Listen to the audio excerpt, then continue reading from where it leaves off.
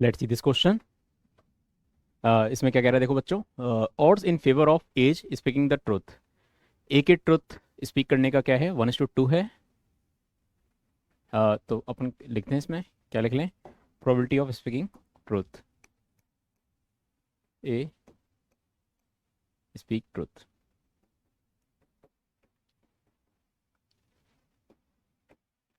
क्या हो जाएगा, 1:2 दे रखा है आपको। ऑड्स इन फेवर है, ऑड्स इन फेवर यानी कि favourable upon total, favourable upon unfavourable. तो फेवरेबल कितना है अपना, 1। तो फेवरेबल अपॉन टोटल क्या आ जाएगा, probability of A speaking truth.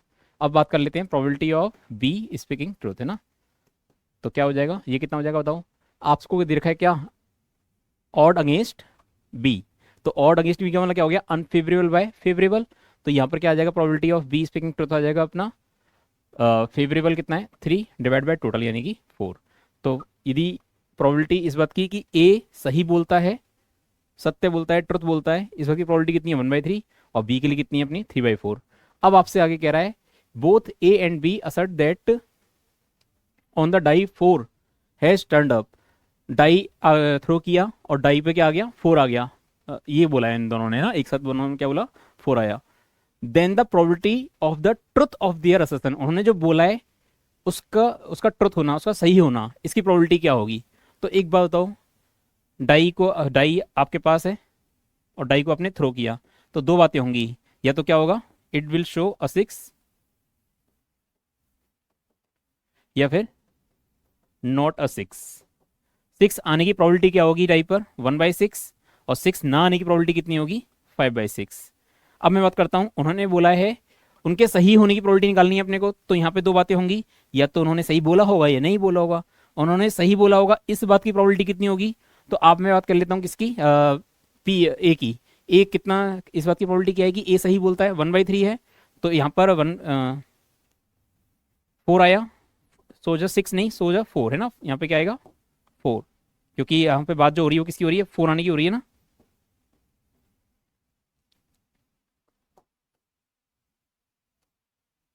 सोच 4 है ना। तो 4 आया, 4 आया, तो इसका मतलब दोनों ने क्या बोला होगा, सही बोला होगा यहाँ पर। सही बोला होगा तो यहाँ पे प्रोबेबिलिटी क्या आ जाएगी बताओ, बोलो। यहाँ पर आ जाएगा कितना अपना,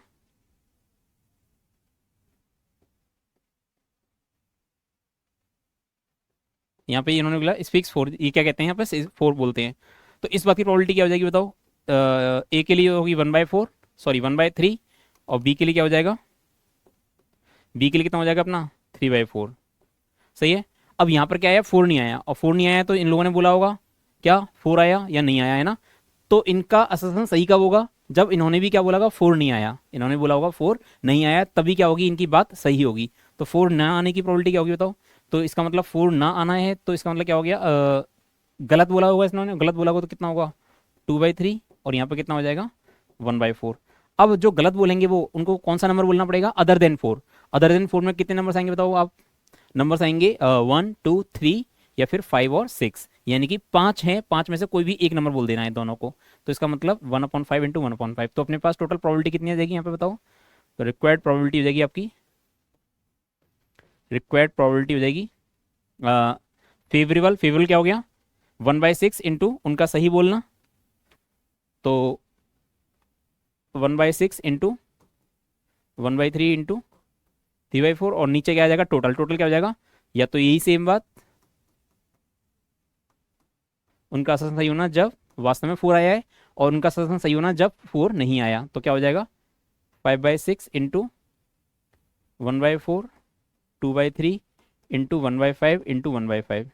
तो एक काम करते हैं, सॉल्व कर लेते हैं। 6, 3, 4, 6, 3, 4 तो कैंसिल आउट हो गया। तो यहाँ पर बचेगा 3, और यहाँ बचेगा कितना 6, 3, 4। एक 5 कैंसिल आउट हो गया, 2, 3 जा 6 हो गया, तो 3 बचेगा। तो यहाँ हो गया 1/3 इंटू 3। सही है। तो इसको सॉल्व कर लें फटाफट से, कैलकुलेशन को कर लो सॉल्व। तो कितना आ जाएगा ये फाइनली, 3/3 प्लस 6, 4, 3 हो गया कैंसिल आउट, 5 इंटू 5। यहाँ पे क्या है 5 इंटू 5, तो ये हो जाएगा 5 कैंसिल आउट हो गया, तो 2/5 बचेगा। 2/5 का मतलब क्या हो गया, 5 3 15, 15 + 1 17, और 5 चला जाएगा ऊपर, तो 15/17। तो इसका मतलब करेक्ट ऑप्शन क्या होगा, 15/17। Option number D is correct. ठीक है। इसमें जो कॉन्सेप्ट यूज हुआ वो क्या हुआ, odds in favour odds against.